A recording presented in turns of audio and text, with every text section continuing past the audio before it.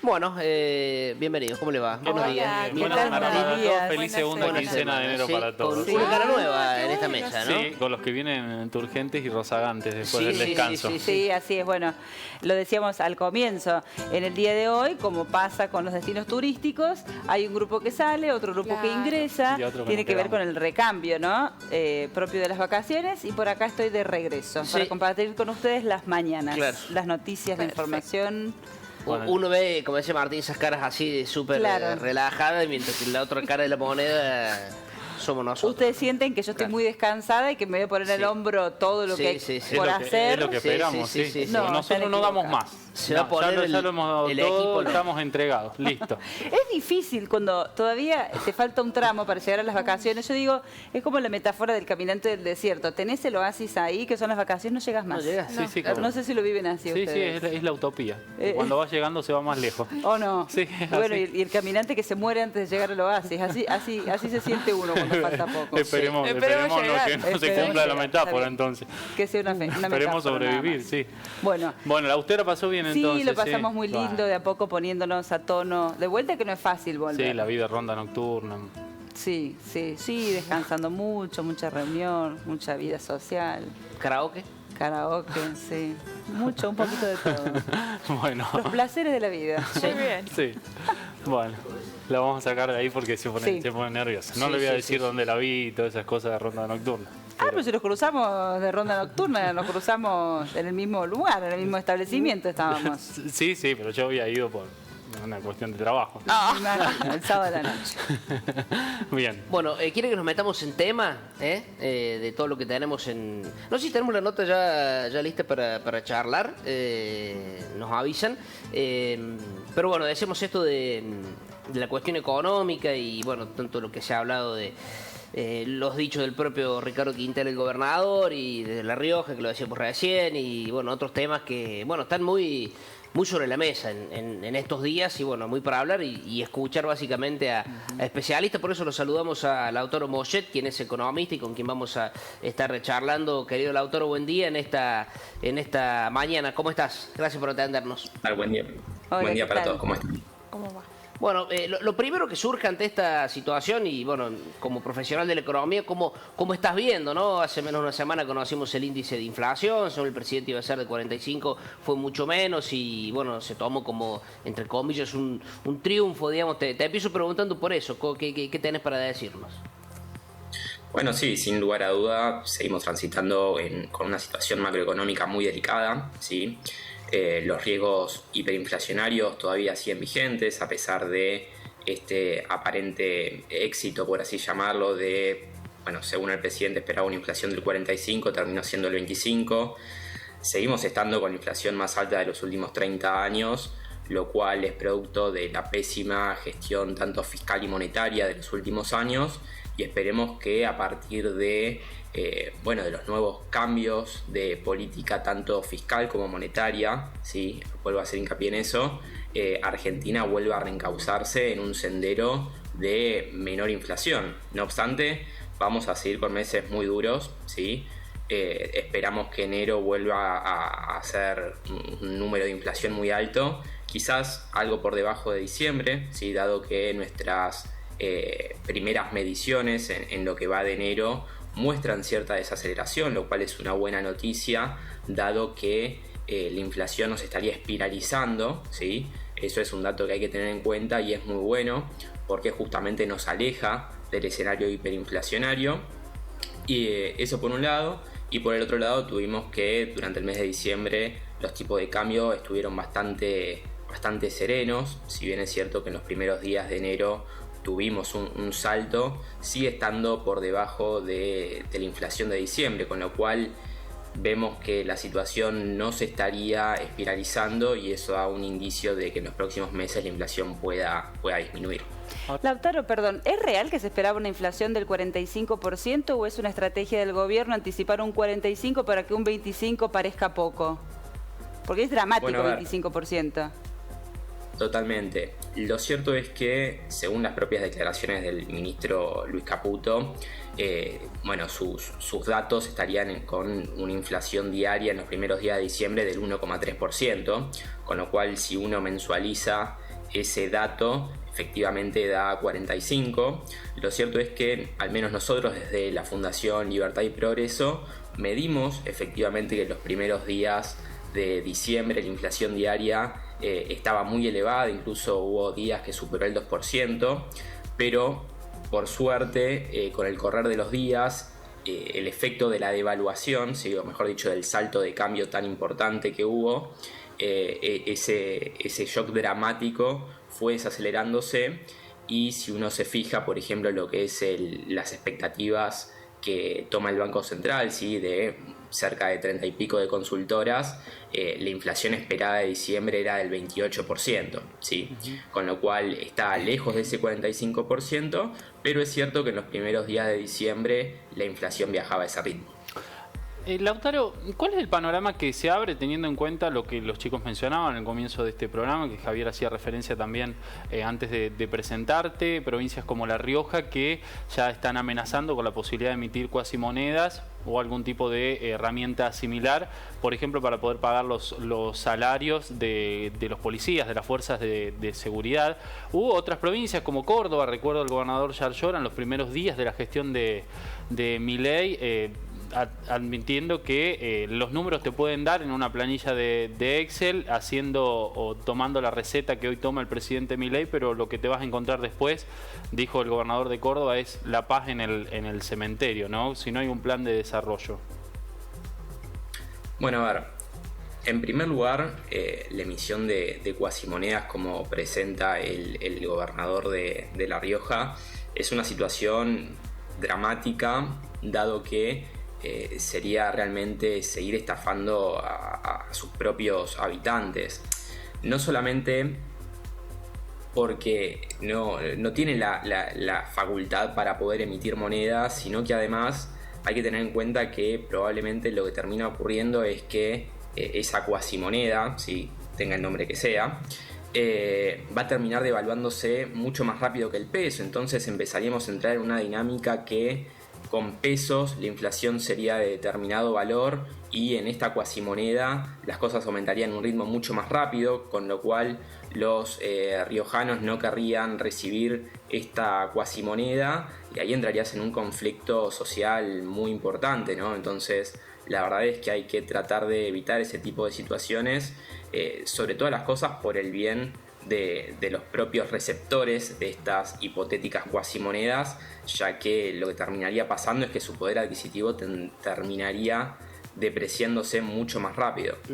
Lautaro, cuando el presidente en el discurso de Asunción habló de la inflación del 15.000%, ¿qué te sugirió a vos? Porque da la impresión que fue una exageración. Digo, ¿es así, no tan así? ¿Pudo haber sido así? ¿Qué opinión tenés? Bueno, a ver, ese 15.000% es un ejercicio, si se quiere, teórico, en el cual combina, digamos, o hace una analogía entre la situación presente y lo que fue, o una comparación con las variables macroeconómicas, tanto en la previa del Rodrigazo como en la previa de la hiperinflación. Si uno toma justamente estas variables, ¿sí?, en la previa de ambas crisis con la situación actual, uno llegaría a un número aproximado de 15.000%. Lo cierto es que, digamos, la situación actual, por más que las variables macroeconómicas den esos números, ¿sí?, digamos, el descalabro que hay en la macroeconomía argentina hoy en día es abismal, ¿no? Tenemos un déficit consolidado entre el Tesoro Nacional y el Banco Central de 15 puntos del PBI, algo que efectivamente es compatible con la previa al Rodrigazo. Los pasivos remunerados del Banco Central, es decir, la deuda que genera el propio Banco Central, y a su vez eso se traduce en emisión monetaria, por lo cual después eso se transforma en inflación, y ahí es donde empieza a combinarse o a complementarse justamente con el incremento o el riesgo hiperinflacionario. Es brutal, ¿sí? De vuelta, es un ejercicio teórico. Yo creo que efectivamente hay riesgos y sigue habiendo riesgos de hiperinflación, pero la verdad es que ante una hiperinflación generar estimaciones es prácticamente imposible, porque eso se va dando en la dinámica propia de la coyuntura, y cada escenario es completamente distinto. Uno no puede pensar en el 2024 de la misma forma que lo hacía en 1989, ¿sí? La información es distinta, los agentes económicos, es decir, todos nosotros nos comportamos de otras maneras. Claro. De vuelta, es un escenario teórico, ¿sí? Que se puede analizar o no, los riesgos de hiperinflación están, pero de vuelta, ese es un número que combina distintas variables macroeconómicas. ¿Y qué dice el manual de economía sobre estos programas de shock como el que hoy aplica el gobierno nacional? ¿Cuál es el plazo para la salida, para comenzar a ver variables más ordenadas, una inflación baja y estabilizada para el resto del año? ¿Lo vamos a ver este año durante el 2024? ¿Va a haber que esperar más? Bueno, a ver, sin lugar a dudas, si este programa termina siendo exitoso, y eso también va a estar acompañado en parte de lo que ocurra en el Congreso, ¿no? Más allá de si se terminan aprobando las leyes en su totalidad o si al menos se puede lograr que el Congreso apruebe ese cambio de rumbo, ¿sí? No necesariamente en su totalidad, pero al menos las ideas básicas que puedan ser compatibles con el plan económico de Milei. Lo cierto es que en ese caso la inflación obviamente no va a tender o a converger a niveles estándares de cualquier país del mundo, porque de vuelta estamos con la inflación más alta del mundo. 2023 cerró con un 211% y terminamos siendo el país con mayor inflación. Entonces, si estas medidas logran tener éxito, yo creo que a lo largo del año vamos a ver una desinflación, ¿sí? Esto que significa que la tasa de inflación va a empezar a disminuir, ¿sí? Nosotros proyectamos que a partir del mes de abril o quizás en mayo, para tener un poquito más de confianza, la inflación mensual volvería a ser de un dígito, ¿sí? Y ya esperamos que en el segundo semestre del año efectivamente se consolide por debajo del 10% la inflación mensual, y a medida que nos acerquemos hacia el año próximo esa tendencia a la baja se va a ir consolidando. Y si bien es cierto que debido a este shock inflacionario tan importante en los primeros meses del año, la inflación anual que vamos a tener para todo el 2024 probablemente esté cerca de la que fue el año 2023, lo cierto es que para el 2025 uno ya esperaría una baja consistente y considerable de la inflación. Bien. Bueno, a mí me gusta pensar en la economía como una ciencia social, muchos la conciben así. Te quiero preguntar, ¿hasta dónde crees que tiene cintura el gobierno? ¿Hasta dónde la clase media, la clase trabajadora va a bancar, esperar estas medidas? El gobierno asume con una legitimidad de origen altísima del 56%, eso le da mucha cintura para tomar medidas, pero ¿hasta cuándo? Porque lo que preocupan son los ingresos, los jubilados, los pensionados, el asalariado que teme más por su trabajo que la expectativa que pueda tener de lograr mejoras salariales. Cualitativamente, ¿hasta dónde crees que la sociedad puede aguantar o esperar que las mejoras de la economía se empiecen a sentir? Bueno, sin lugar a duda es una pregunta muy interesante y hay que tener en cuenta, y agrego un poquito de panorama, ¿no? Partimos de un escenario en el cual la pobreza es casi el 50%, ¿no? Entonces eso sin lugar a duda acorta precisamente ese tiempo en el cual la sociedad está dispuesta a bancarse estos tiempos con una inflación tan alta, con un ajuste de shock tan fuerte, ¿sí? Yo imagino que en la medida, porque a ver, los salarios no alcanzan, eso está más que claro, pero yo creo que en la medida en que empecemos a notar una tendencia a la baja de la inflación y que las cosas empiecen a acomodarse, yo creo que ahí el gobierno va a poder tomar un poquito más de aire, o al menos la sociedad va a empezar a sentir que ese ajuste tan fuerte está valiendo la pena, ¿sí? Porque de vuelta, el hecho de que la inflación comience a bajar va a ser una variable muy importante. Pero para, digamos, complejizar un poquito más el escenario, también hay que tener en cuenta que en los primeros meses del año también vamos a estar acompañados con una recesión muy importante. Entonces, el escenario sigue siendo muy complejo, ¿sí? Y va a tener que, o mejor dicho, va a depender fuertemente de qué tan rápido podamos ver este tipo de resultados, ¿no?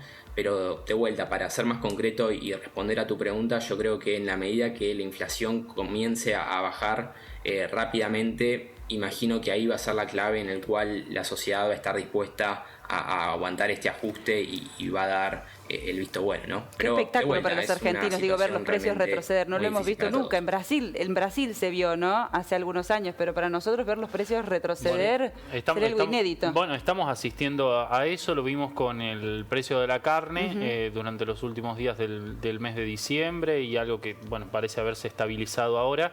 Lo vimos también con los combustibles en algunas petroleras privadas que decidieron retroceder los precios por una caída del consumo que iba en torno al 20-30% en la primera quincena de enero y en plena temporada de vacaciones, donde habitualmente hay un mayor consumo, ¿no? Claro. Pero hubo un 30% de consumo menos y eso obligó a algunas petroleras a reperfilar sus precios.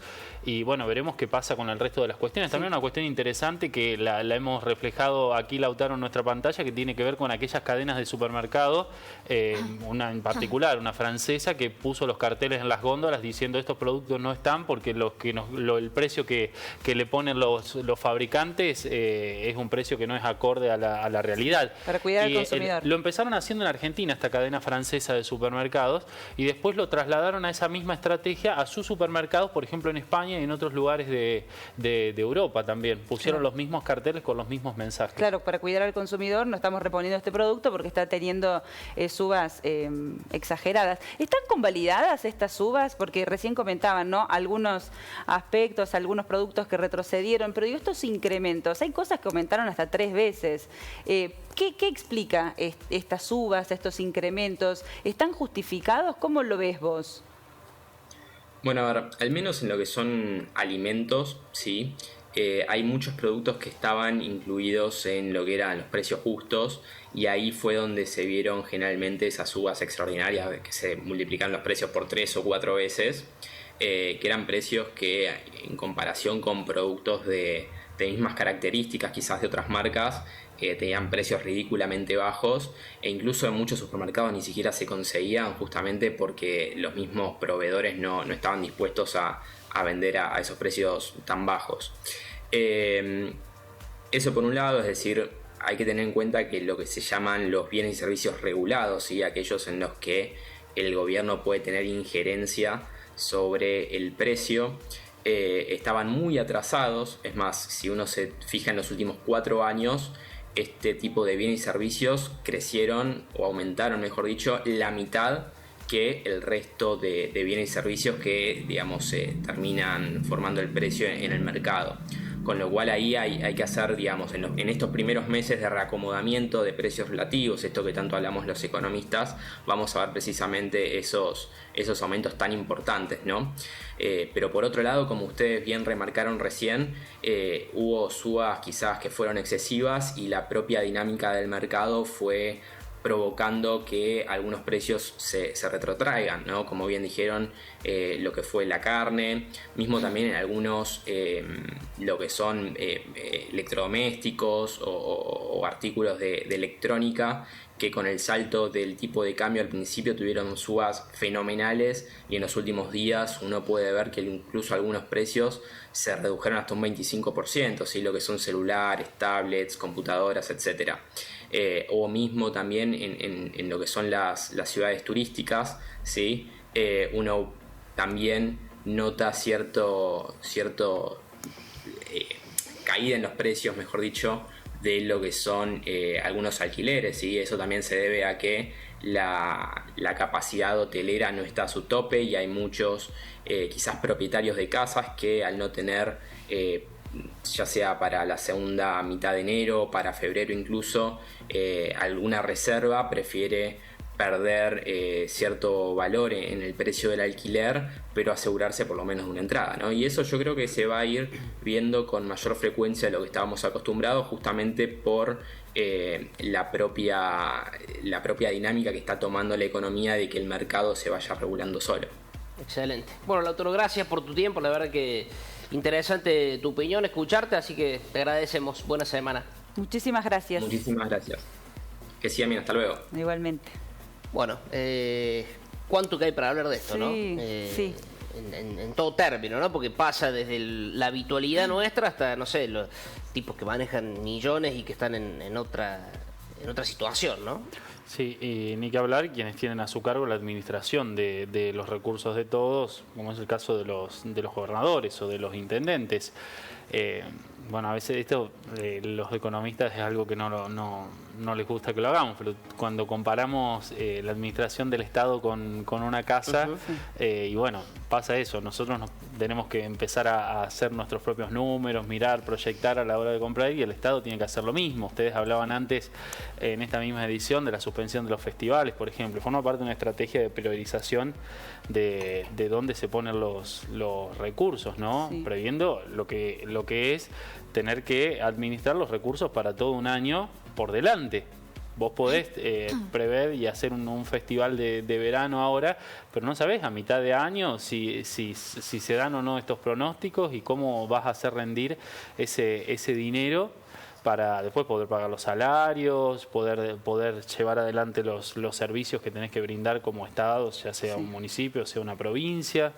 Sí, Y con eso pasa con todo, Sí. ¿no? Bueno, también se ha... La salida más fácil es la de La Rioja, decir, Sí. bueno, emitimos nuestra propia moneda, a todos los que sean los proveedores públicos, sean los empleados públicos, le damos... En realidad no lo puede hacer, constitucionalmente no lo puede hacer La Rioja, tiene que buscar algún otro tipo de herramienta. Emitir un billete no lo puede hacer, solo por la Constitución Nacional lo puede hacer la provincia de Buenos Aires.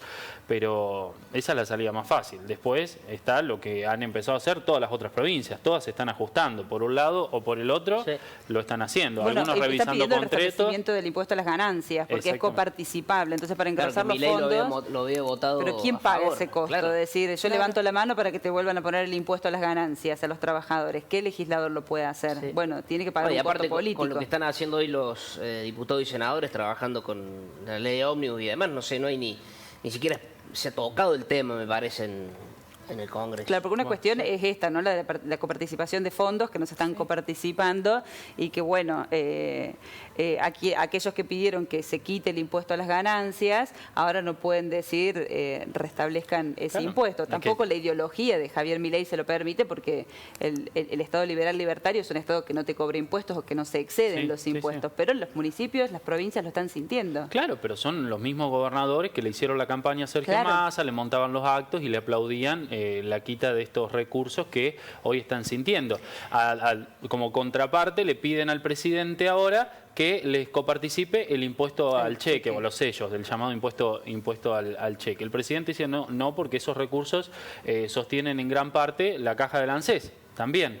Van destinados, la asignación universal por hijo y otro tipo de recursos. Entonces eso no lo podemos coparticipar. O sea que la única salida es volver a implementar el impuesto a las ganancias. Pero allí los gobernadores no están dispuestos a, lo que decías vos, a levantarle la mano Claro. en el Congreso. Y necesariamente es una medida que tiene que salir por el Congreso porque son cuestiones tributarias. Sí. Estaba pensando en el rol de la oposición, ¿no? Porque me acuerdo, hace algunas semanas Juan Grabois decía, acá no están los referentes del peronismo, Cristina Fernández la entiendo porque la quisieron matar en Como ella me dijo una lo mismo. concentración, pero Pablo. los otros no. Y da la impresión de que por ahí el peronismo está dejando, ¿no? Que la clase media sienta el ajuste, que sienta el despliegue de un Estado liberal, libertario, llevarlo al extremo y después ahí tener una intervención política. Bueno, Digo, es una de las Un interpretaciones. poco la teoría de Guillermo Moreno, que está teniendo muchas horas de aire, que habla de eso, ¿no? El peronismo que se repliegue, que el líder va a ir surgiendo solo y que, bueno, no sé, marzo, por ejemplo, que es un mes vital y clave en esto, tenga alguna consecuencia o no, no sabemos. Bueno, pero a pesar de, digamos, de todos estos juegos políticos que se hacen y el costo político que tiene que pagar uno y el costo político que tiene que pagar el otro, detrás de todo eso está la gente que decís, bueno, a ver, el peronismo se repliega, hace una estrategia política para buscar un nuevo líder que lo represente y que de alguna manera pueda representar una luz al final del túnel dentro de una situación económica asfixiante. Pero detrás están los jubilados, detrás está el que va a la carnicería y no le alcanza, detrás está la familia numerosa que no sabe cómo va a poder administrar justamente los recursos de su casa para poder comprar los útiles, porque de eso se está pensando ahora. Bueno, en el caso del peronismo tiene un rol opositor ahora, no toma decisiones. Sí, en No. las provincias. Pero además tiene Sí, la fama en el la- peronismo de que te pone palos en la rueda si Claro. no es su proyecto el que Sí. está gobernando. Digo, también está bien Sí, que sí, deje, obvio. que tiene que dejar gobernar porque, por supuesto, ¿no? Le tiene que permitir desplegar ese programa que ha votado a la mayoría de la sociedad. Pero lo que dice Mildred es real y me parece que el asalariado, el trabajador, hoy tiene más intención de cuidar su puesto de trabajo porque sabe que si viene un Claro. escenario recesivo, que fuerza para pedir un aumento, que se necesita un aumento porque Es que la inflación galopa. te come todo. Y aparte Claro. hay muchísima incertidumbre porque los gastos que tenés en el mes de enero no son los mismos que va a tener en el mes de marzo. Cuando se prevé que te van a aumentar un 400% el gas, por ejemplo, uno ya está pensando en junio y julio con esa sensación. O sea, Es muy complejo para un sector de la población, sobre todo. Sí, yo creo que un sector que es más amplio, de que no son los sectores más marginales, sino que cuando empieza a comer la clase media, ahí también se observa, ¿no? Decimos el hecho de las prepagas, los colegios privados, los clubes o Las mismas vacaciones. Vacaciones. Los grandes ganadores han sido las grandes fortunas en esto. Sí, hay gente que no, o sea, que no lo siente, que está dispuesta a pagar un poco de más porque tiene otro proyecto de Sí. país. No, y además el cree que Estado no tiene margen. El Estado tiene también los resortes para poder llegar a los sectores más bajos. De hecho, lo han hecho. El anuncio del mega DNU y las primeras medidas de ajuste del ministro Caputo vinieron de la mano de un aumento en la ayuda social. Por supuesto, eso no le soluciona la vida a nadie. La gente de bajos recursos está en un escenario sumamente complicado. Pero el Estado ha llegado, de todas maneras pensó en eso. Ahora, cuando uno piensa en los jubilados, Sí, que solo ay, es han dramático. recibido, van a recibir un bono ahora para cobrar hasta 160.000 pesos la jubilación mínima, o sea, para llegar a 160.000 pesos con la jubilación mínima, y no hay ningún atisbo de aumento, ¿no? Tiene que salir la ley ómnibus para que el presidente suspenda la movilidad jubilatoria y ponga los aumentos por Cuando quiera. decreto. Por decreto. Pero cuando quiera. Los jubilados de enero y febrero Sí. se van a tener que arreglar con 160.000 pesos. Y si se piensa en el fondo de sustentabilidad, también me da la impresión de que a esta hora los jubilados están siendo la variable de ajuste. Y bueno, un sector que tiene ingresos fijos. lamentablemente golpea en sectores tremendamente vulnerables, ¿no? Bueno, ¿y También- hasta cuándo no esa legitimidad te permite desplegar las medidas que son dolorosas, que son de ajuste? Bueno, ¿hasta cuándo? ¿Hasta Por cuándo? eso Esa es mi insistía en pregunta. el diálogo con el economista y lo vengo diciendo desde hace tiempo. Bueno, en términos de plazo, ¿de cuánto tiempo estamos hablando? ¿No? Claro. Yo no conozco de cuestiones de economía, pero digo, bueno, los planes de shock, ¿cuánto tiempo? ¿Cuándo empezamos Para a ver ver, los a frutos. ver Sí. los frutos? Porque eso es sustancial para la sustentabilidad del gobierno de Javier Milei. Él ha tenido un fuerte respaldo en las urnas, la gente le está dando, lo está acompañando en Sí. su mayoría. La gente que entrevistamos nosotros en la calle y demás, sí dice, bueno, hay que dejarlo que gobierne. Y es cierto, lleva un mes y unos días, y 5 días como presidente de la República Argentina. Él ha mostrado su plan de gobierno y nos está diciendo que con eso va a haber resultados y que la Argentina se va a encaminar a un escenario de corrección de los problemas históricos que ha tenido. Bueno, ¿hasta cuándo? 45 años lleva a corregir los problemas 15, históricos. de 15 Argentina. para ser 15 Irlanda. ahora. 15 para Claro, dos- pero el dos programa tercios total de la 45. reforma. Tenés Un tercio 60 son años. 15 años. Voy a estar 5 de jubilarme si es ¿Y que... quién se lo va a reclamar a Javier Milei si no Claro, funciona? Porque puede claro, fallar. Claro. Puede fallar. Bueno, Pero bueno, mucha no incertidumbre. somos un país fácil. No, Esto lo hemos dicho. sí, sí. Bueno, creo ¿quiere que que hagamos sí. la pausa, le parece? Bien, me parece muy bien. Bueno, ha sido interesante el diálogo. Bienvenida, Marina. Bueno, me Bienvenida, encanta. bienvenida Pero a la jungla. No hacer abuso del uso de la palabra. No, porque me no, gusta. excelente. Ya veremos. Pausa.